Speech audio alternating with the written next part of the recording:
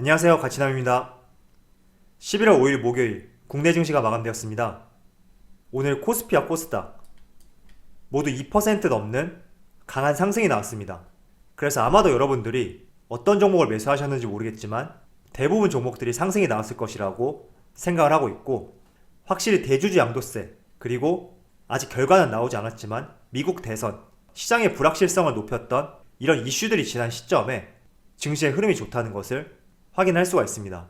그래서 내일도 상승이 나올지는 모르겠지만 지난주를 포함해서 그동안 9월, 10월 이렇게 증시의 상승을 방해했던 불확실성이 조금이라도 해소된 이 시점에 우리가 연말을 기대해 볼 수 있는 시점이지 않을까, 저는 이렇게 생각하고 있습니다.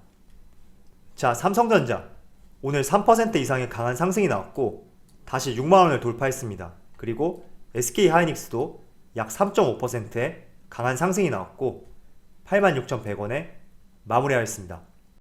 이재용 부회장 입장에서는 지금 삼성전자의 주가가 올라가는 것이 굉장히 상속세 부담으로 다가올 수가 있거든요. 그렇지만 삼성전자가 직접 시세를 조종할 수는 없기 때문에 우리가 삼성전자를 바라보는 입장이 매우 긍정적이라면 올해 안에 더욱 상승이 나올 수 있다고 저는 생각하고 있습니다.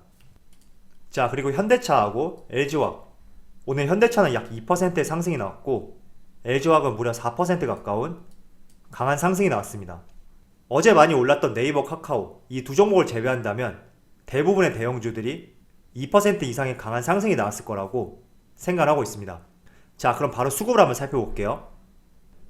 자, 먼저 코스피의 수급을 살펴보면 오늘 외국인하고 기관, 그야말로 풀매수를 보여주었던 하루였다고 생각이 되거든요. 외국인은 약 1조 원 넘는 순매수를 보여주었고 기관도 약 5천억 가까운 순매수를 보여주었습니다. 반대로 개인 같은 경우에는 약 1조 6천억치의 순매도세를 보여주었네요. 자, 그리고 거래대금을 한번 살펴보면 어제보다는 조금 줄었지만 그래도 과거와 비교했을 때 소폭 늘어난 수치이다, 이 점을 확인할 수가 있습니다. 그래서 앞으로도 거래대금이 조금씩 늘어나는지 이 점도 체크를 해보신다면 시장이 더욱 활성화가 되고 있구나, 이런 점까지 같이 확인을 할 수 있다고 생각하고 있습니다.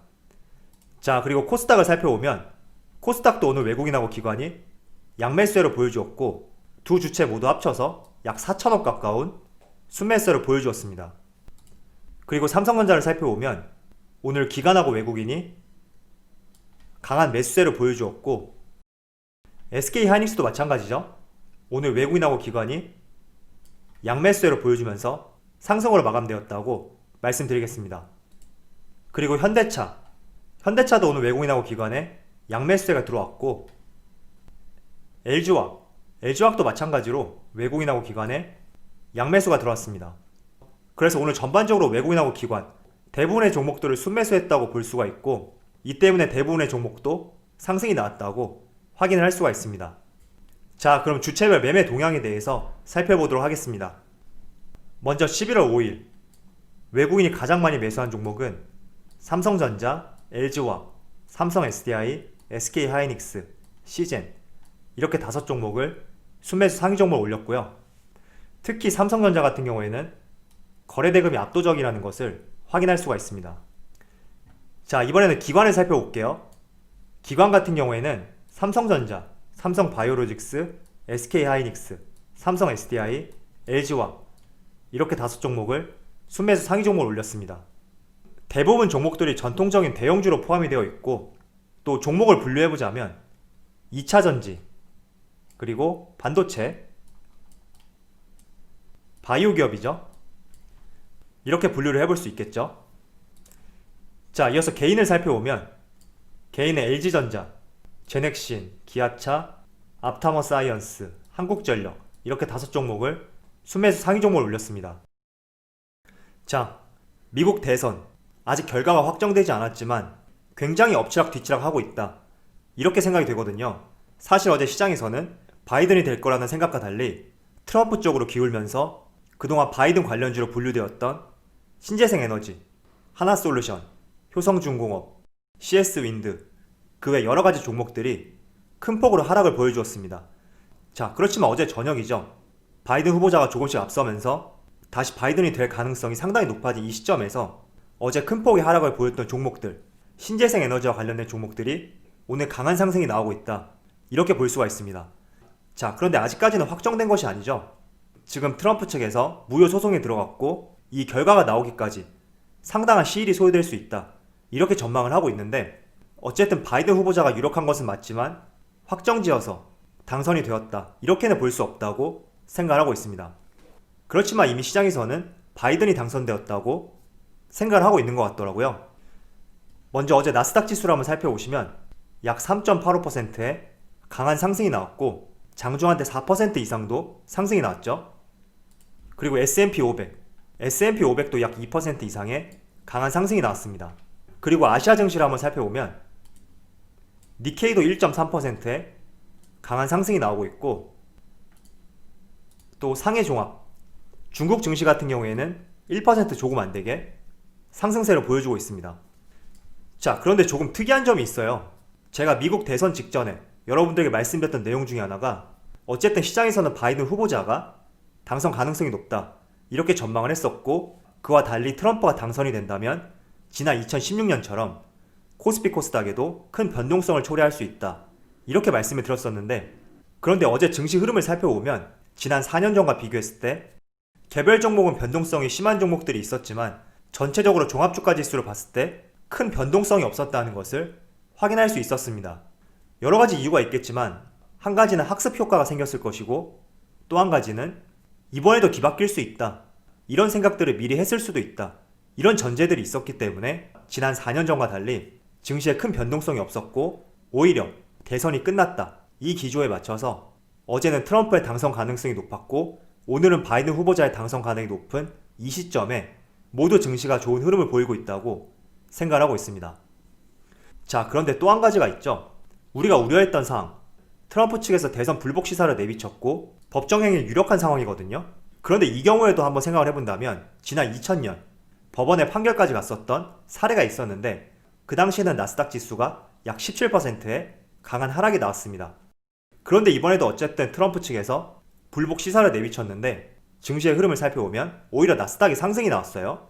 일단 이 부분에 대해서도 다양한 이유가 있겠지만 지난 2000년도 당시에는 닷컴 버블이 끝나고 지수가 본격적으로 하락하는 추세였고, 그와 반면에 지금 같은 경우에는 오히려 선거 이후에 5차 경기 부양책에 대해서 더욱 기대가 되는 시점이기 때문에 시기상 조금 다를 수도 있다, 이렇게 생각이 되고, 또 한 가지는 또 트럼프 같은 경우에는 이미 선거 전부터 패배가 유력시 될 경우에는 선거 불복을 내비칠 수 있다, 이런 전망들이 이미 많이 나오고 있었습니다.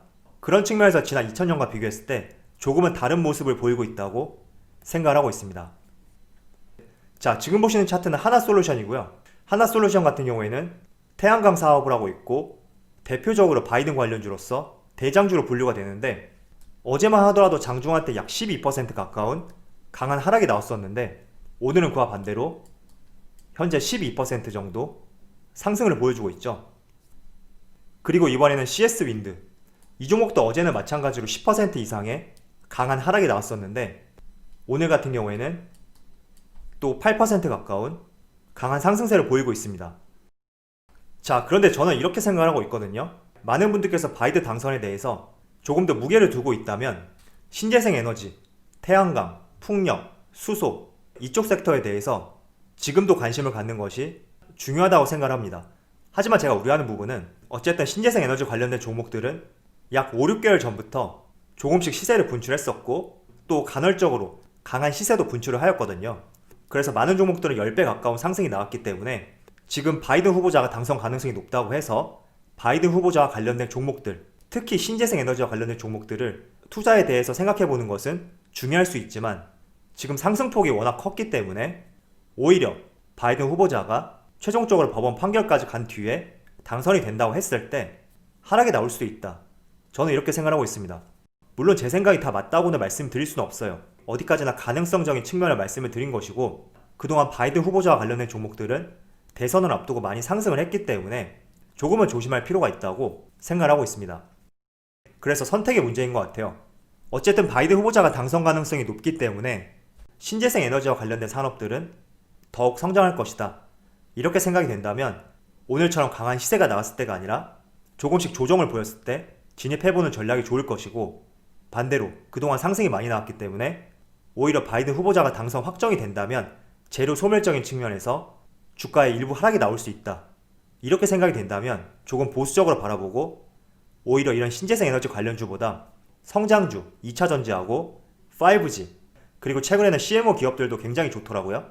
그동안 성장주로 분류가 되었지만 약 한두 달 기간 동안 고점 대비 조정을 보여주었던 그런 종목들을 공략하는 것이 오히려 좋지 않을까? 이렇게 생각을 해봅니다.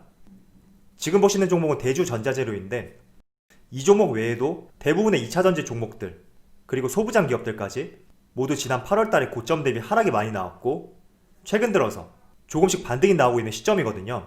그래서 대주주 양도세 그리고 대선도 끝난 이 시점에서 연말 불확실성이 다소 해소되었기 때문에 다시 한번 성장주에 대해서 관심을 가져볼 만한 시점이 왔다고 저는 이렇게 생각하고 있고 그 중심에는 2차 전지 그리고 5G 이쪽 업종들에 대해서 관심을 가져봤으면 좋겠습니다. 자, 어제하고 오늘 비교적 우리나라 증시의 흐름이 굉장히 좋았는데 아직 미국 대선 결과가 확정되지 않았거든요.